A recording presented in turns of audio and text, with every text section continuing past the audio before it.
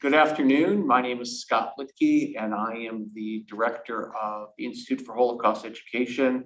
And we are so honored to be a part this afternoon of our once a month Eye on Israel with Sivan Cohen. And today we are going to talk about Yom HaShoah, the comparison of Yom HaShoah here in the United States to how Yom HaShoah is commemorated in Israel. And this resulted as a discussion between Sivan and myself about some of the differences of Yom HaShoah here in the United States, in Omaha, and in Israel. And very much in the United States, the commemorations pretty much throughout the United States seem to be more on the idea of a religious ceremony of some sort with a presentation, a speaker, a commemoration of the event, the day of the Shoah, with a candle lighting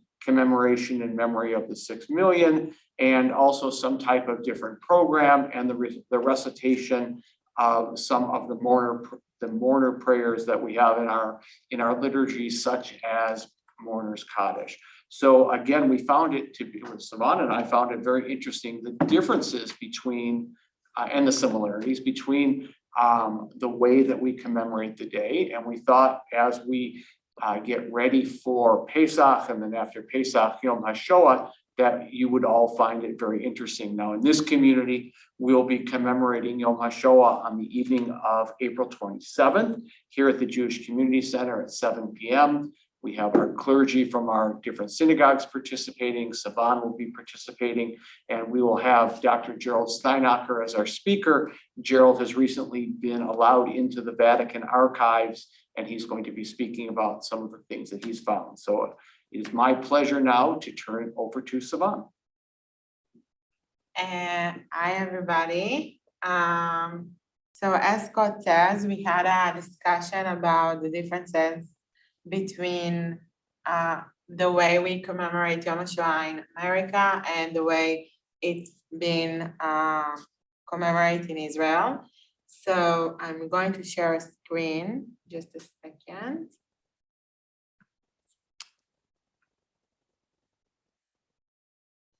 Okay. And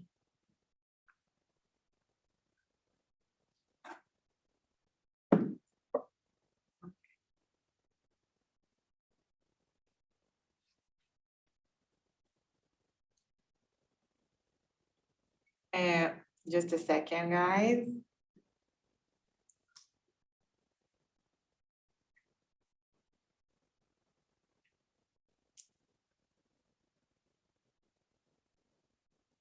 Well, it's enough like this, Jesse. It's enough like this. Do you know how to turn it to? I'm trying. Yeah, it's working. There we go. Yes, You got it. So we will start. So basically, Yom HaShoah, it's a national mourning day in Israel, which it started by the fact that the flag are lowered to half staff in all building, offices, workplaces, and everything that is related to or belong to the country, the government. Yom HaShoah is basically a holiday that commemorate the murder of 6 million Jews and millions of other during the Holocaust. So a little bit about the law of Yom HaShoah in Israel. So the day of Yom HaShoah, it's basically a law in Israel. Its first was inaugurated in 1953, even in 1951 actually, but it eventually was signed out only in 1959 by the Prime Minister then, which was David Ben-Gurion. So basically the Yom HaShoah, it's a law that is like part of like one of the biggest law in Israel. It's held on the 27th of Nisan, which can be changed depending on the year. It can be in April, it can be in May. And the reason they choose 27 of Nisan, it's because it symbolized the Warsaw Ghetto uprising, which originally, the original date was 14 of Nisan, but 14 of Nisan, we are celebrating Passover. So we cannot do it on 14 of Nisan. So we wanted to choose a date that it's still close enough to the Warsaw Ghetto uprising. So the chosen date was 27 of Nisan. And I'm going to tell you something about holidays in Israel and Jewish holidays in general. So as you know, Jewish holiday starts the eve before because we celebrate we enter the new day when the sun sets. So the day before, it's like already the 27th of Nisan or any holiday. It's a public holidays. And there is like a few assembly that is held around Israel, but like the two main one is in Jerusalem, in Yad Vashem, which is the biggest museum for Holocaust in Israel, and I think even in the world. So according to this law, all entertainment center will be closed. So no shopping mall, no community center, restaurant, coffee shop, even supermarkets are closed during the day of 27 of Nisan. Nothing can be open unless, beside obviously things that are emergency. There is a 2-minute siren. The flags need to be lowered to half staff. All the TV and radio channels need to dedicate their broadcast to this day, which means no pop music, no regular TV show, no movies, like everything needs to be dedicated to the Holocaust. And it's also in the law that special ceremonies needs to be held during the country, through the country, in schools, in workplaces, in military camp, and so on. And this is basically the law, the way it's like written.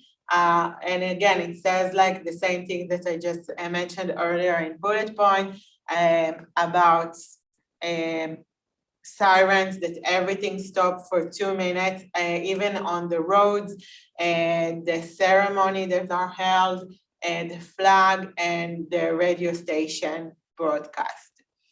I put here a video of a siren in Israel. It's only 1 minute, and it's such a holy thing that, as you can see, even if you're driving in a highway, you stop and you get out of your car and you stand for 2 minutes. And like, it's like everything stopped for 2 minutes during the siren.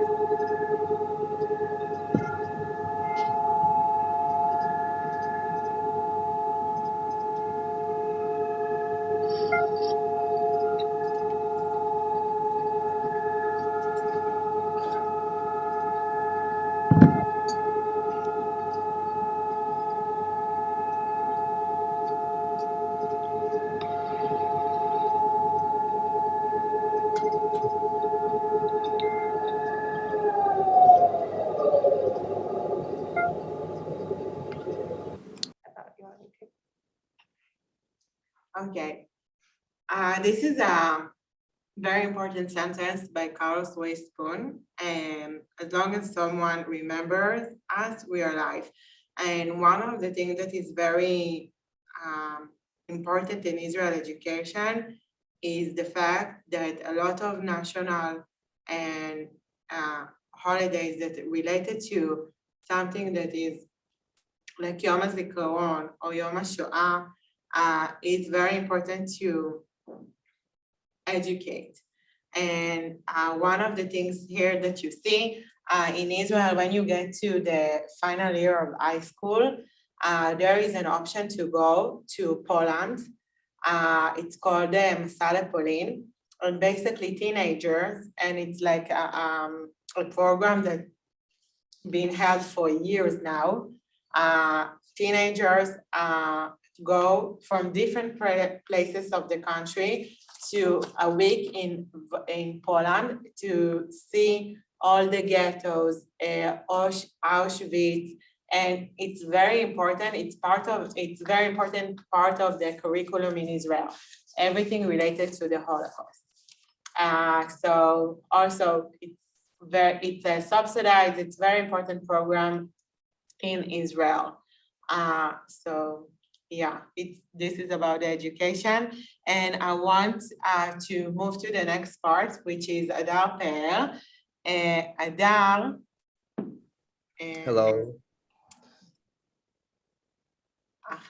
Hadar is Shaliach in St. Paul, Minnesota, and together Hadar will present and talk about the Holocaust from the aspect of North Africa, and yeah, Hadar. Thank you, Sivan. Hi, everyone. I'm sorry about my voice. I'm not doing well in the last 2 days. So I'll introduce myself first. My name is Hadar. I'm the Shaliach in St. Paul, Minnesota, like Sivan says. I started, I almost closed a year. And originally I'm from Lud, a city in Israel in the center. If some of you've been in Israel, so you've probably been in Lud because it's next to the airport. It's very close. It's literally there. So, and Sivan mentioned the Masa LePolin, the trip to Poland, and in Lod, it's a city of coexistence. Also Arabs, Muslims, and Jews that living together there. And the schools, the high schools, sending the students to Poland, including the Arabs that really want to go. So it's, even if we are, even if there is even if they are not Jewish, they still come and want to be part of it. All right, so I'll start to share my screen. If you have any questions while I'm speaking, you're more than welcome to unmute yourself or write them down in the chat. And yeah, so I'll start sharing my screen and we'll start talking a little bit about, I'm sorry, let's do this.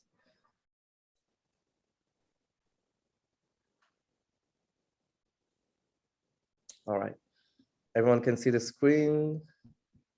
Great. So I'll start talking about that my grandparents from both sides, born in Tunisia. It's a country in North Africa. Large Jewish population, not like Morocco, but large Jewish population, and it's related to also World War II. In North Africa, included Libya, Morocco, Tunisia, and Algeria. And I'll pass all right, not this one. So before I'm starting, I want to share a video that can a little bit tell us about what's happening there. And before I'm share it with you, growing up with the fact that I don't know what's happened during the World War II in North Africa. And actually I'm thinking that nothing happened there because no one teach me that. And I remember once my grandparents from both sides says, yeah, I remember the Nazis, they used to walk in the streets. And I said, what are you talking about? Nazis in Tunisia? And I kind of said, okay, he's old. He don't really remember. He might thinking it's, and I'm really mad on myself because I didn't believe them, because I didn't know that something really happened there, and something happened there.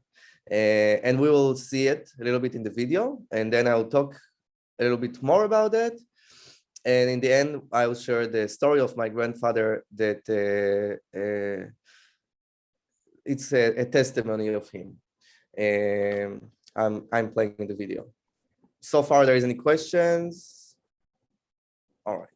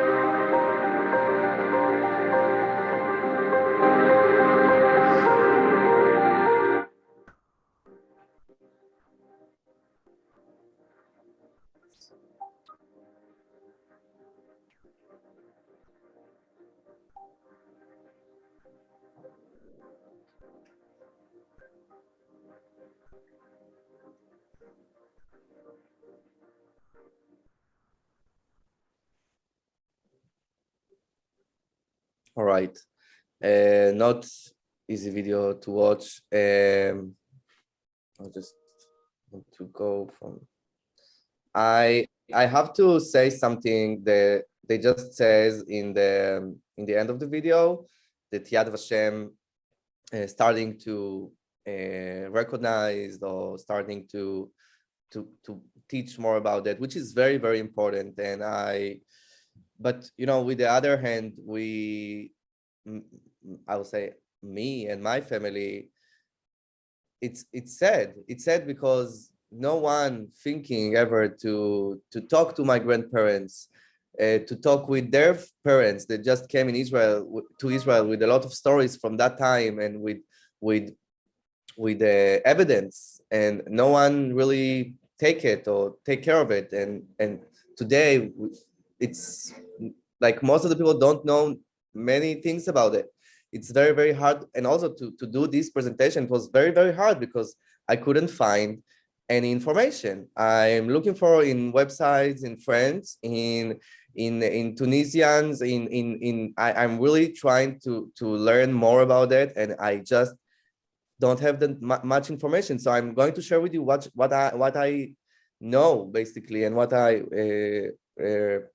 discovered. So we'll start to say that for who don't know, Algeria, Tunisia, and Morocco was occupied by France, and during the World War II and a little bit and also earlier.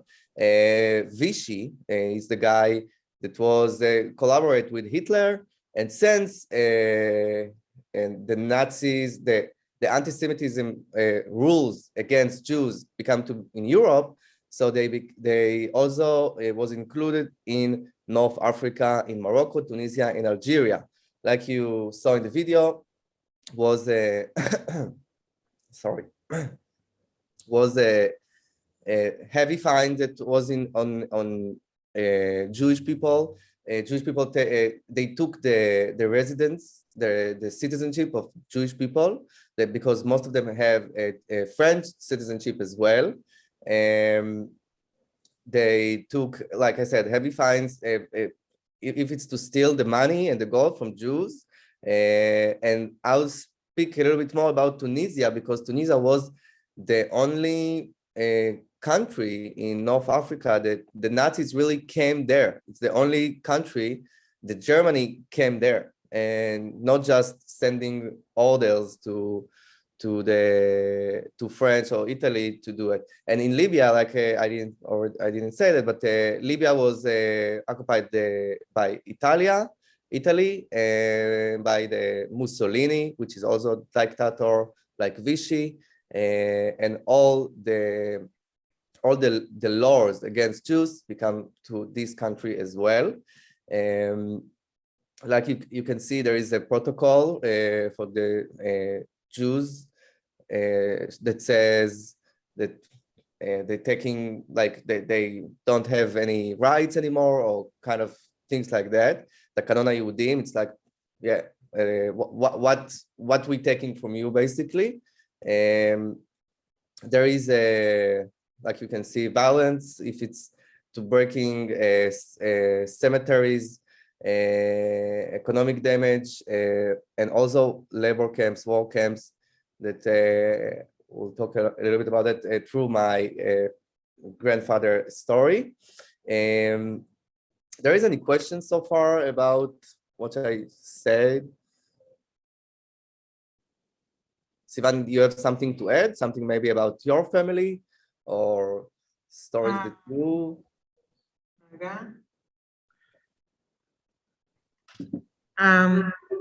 Just you have to. No, it's actually super interesting, and and honestly, I think that a lot of people here, right, Scott? You know, like in Israel, it isn't that obvious and that well known. So also here to see that, like, the Holocaust was not only in certain parts of the world, but like it was much more broad, yeah.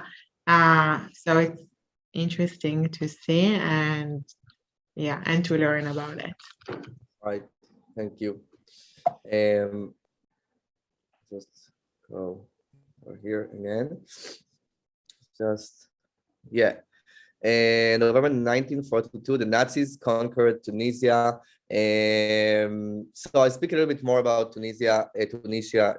I don't know. We say Tunisia. So maybe I'll say it how I said it. So I want to say a few things about that. So during the German occupation, the Nazis set up a local Judenrat, took hostage, confessed, how to say, never mind. Sorry, I just was word that I'm missing. איך אומרים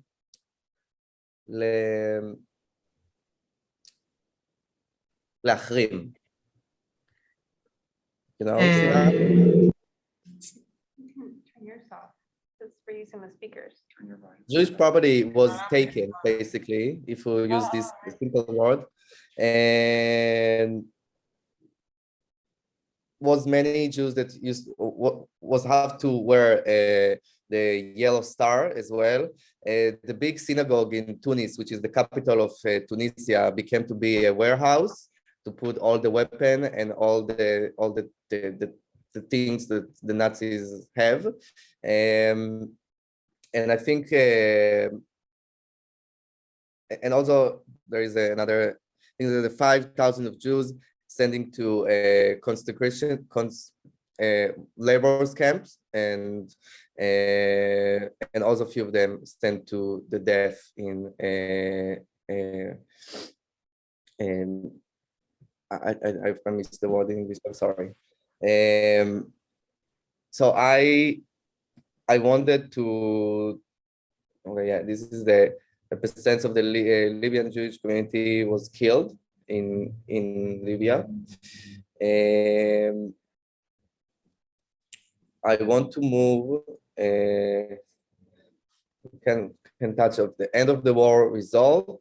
So in November 1942, Algeria and Morocco are released by the allies. And yeah, and also in Tunisia, just a few months after that. And I want to move to the story of my grandfather. He's the one that's sitting in the middle, in the left picture. In the right picture, he's sitting in the right. It's me, my sister, and my other grandfather that he also have his own story, but I took my other, the story of my grandfather called Moshe Guette. I'll just start reading in this testimony. All right. I was 5 or 6 years old, and we lived in Tunis, the capital of Tunisia. One day, 3 Germans, an Arab, and a Jew entered our home.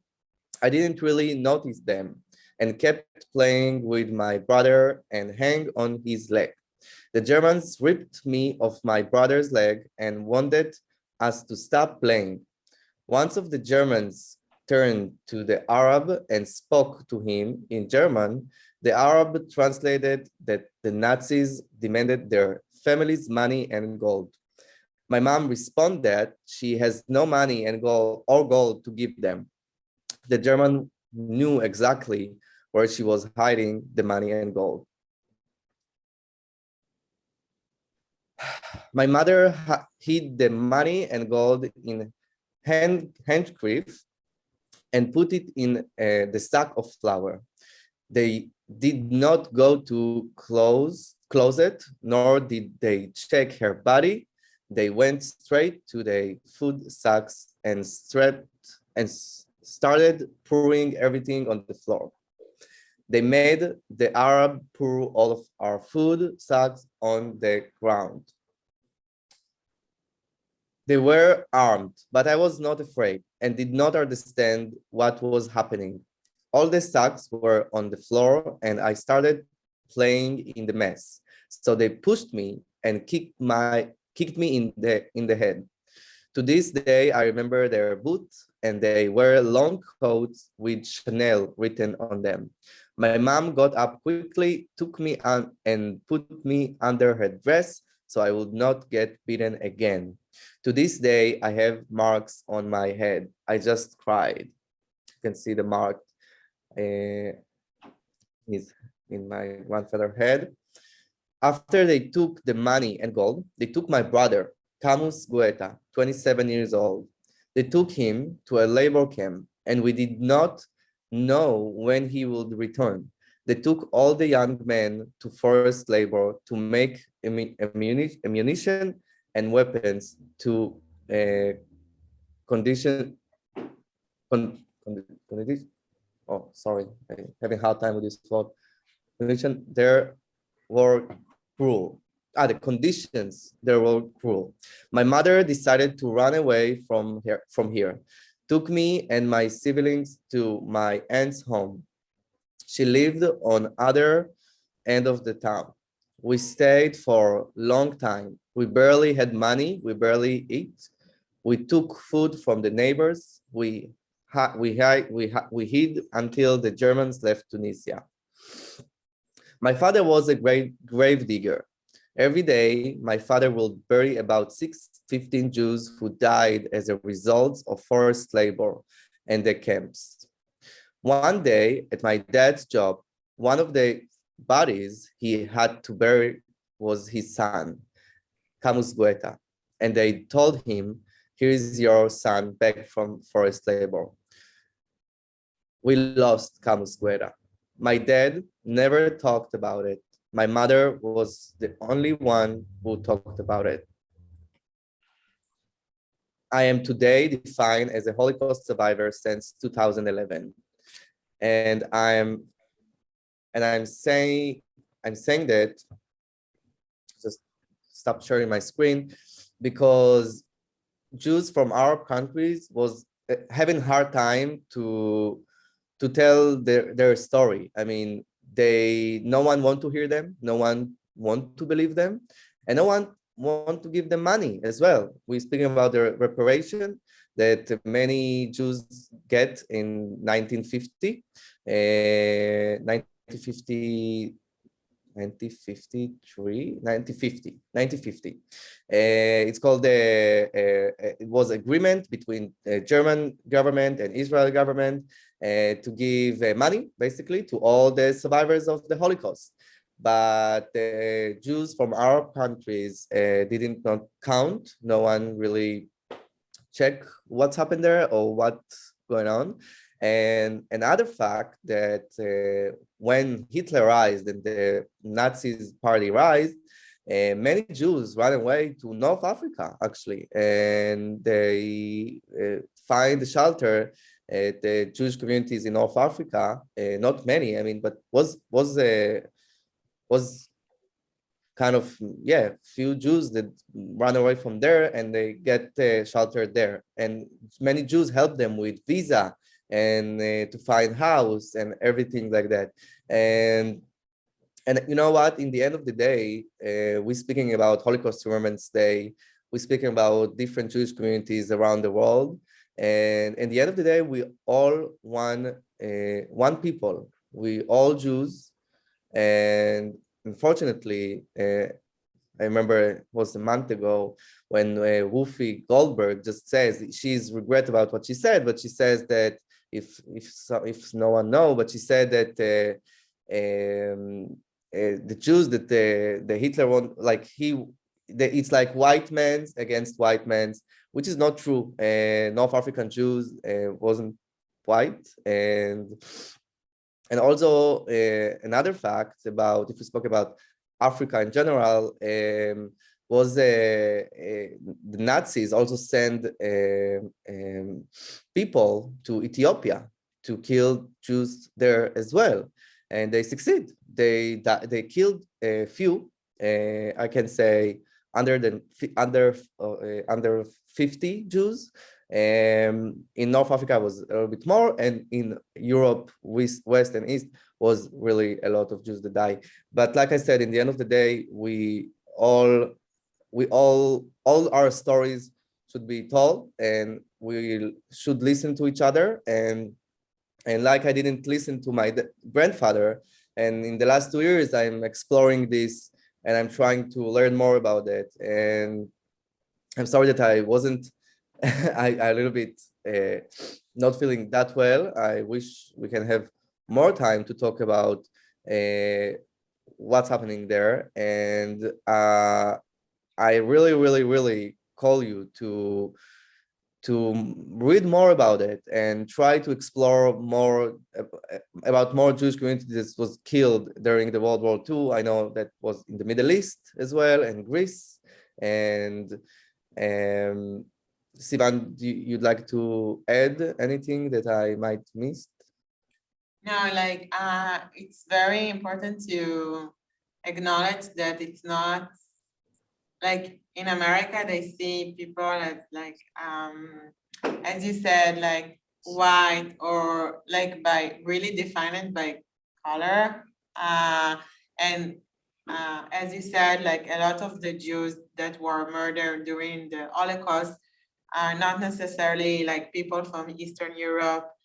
It's also North Africa and the Balkan country, the Mediterranean, Lebanon, Iraq, Egypt, as you said, even in Africa, in Ethiopia. And not only Jews, by the way, there was a lot of others that were murdered during the Holocaust.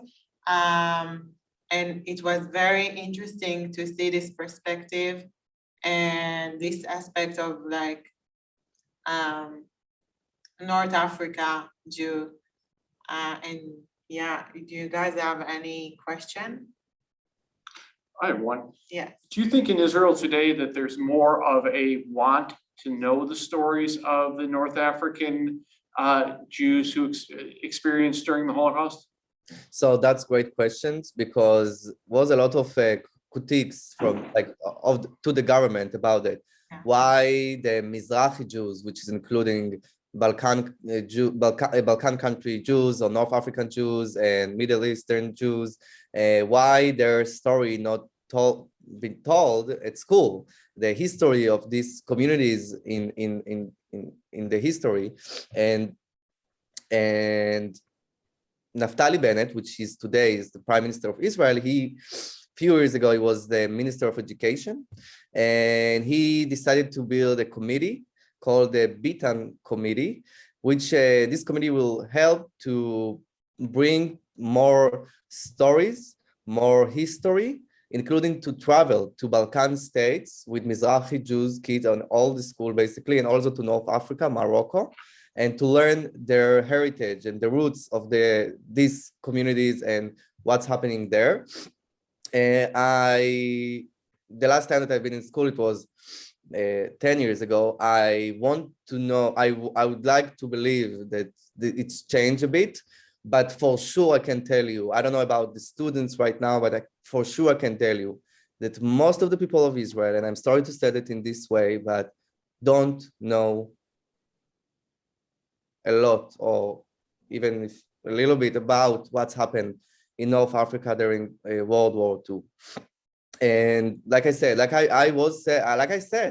didn't believe in the beginning, and it's not also only about believeness. It's about who teach me that, and why. And if I going to Yad Vashem Museum, can I find a section that talking about that as well?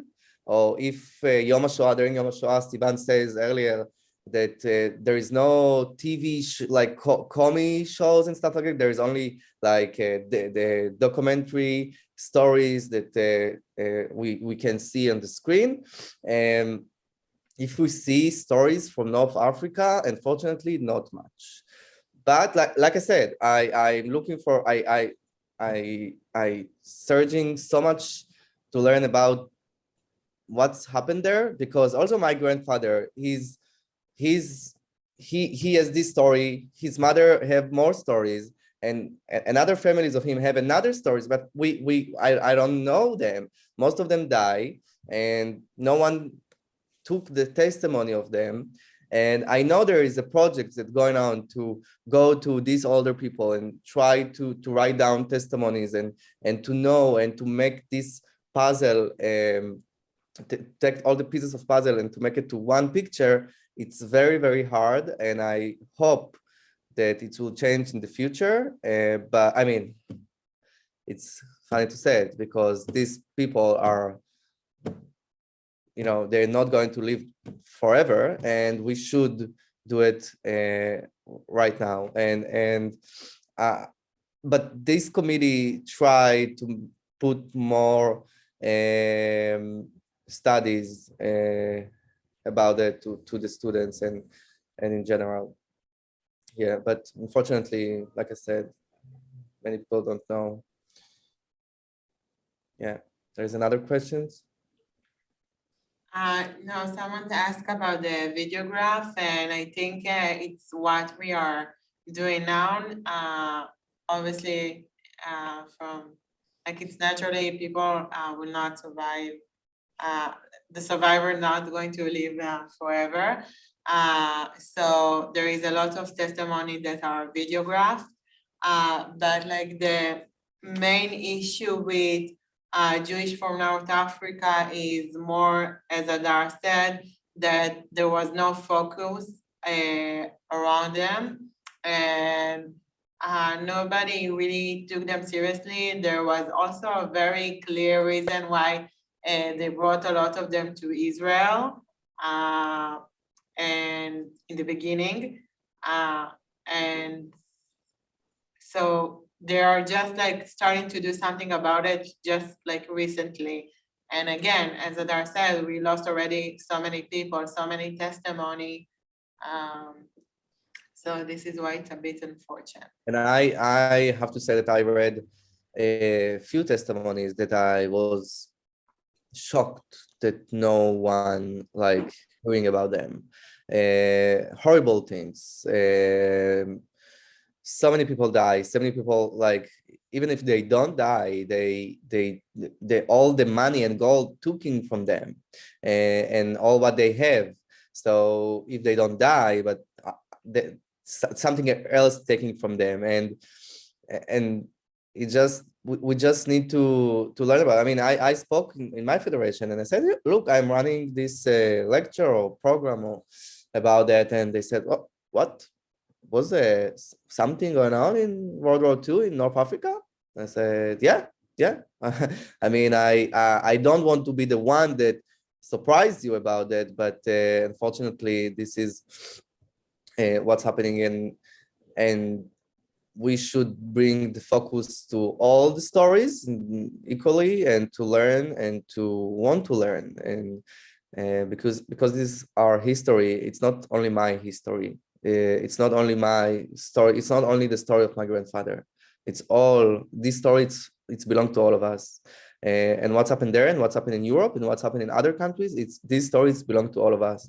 And I remember I have a friend that says, Yom HaShoah, it's very sad, but I cannot feel related to that because I don't have parents, grandparents, or people that die, so I don't have my own story. And I said, it's your story too. It's the story of Jewish people. Even if we didn't be in the same country, we all should remember these stories and remember that we have to. I mean, this is our duty. But thank you so much for listening to my story and what I have to say, and I wish you a nice day, and thanks Sivan for inviting me to do that, and that's it. Thank you so much, Hadar. It was very, very interesting. תודה רבה. להתראות.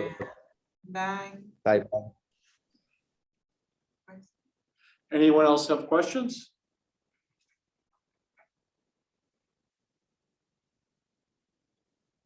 Well, No. Sivan? Well, so I want to thank you all for participating. It was very interesting.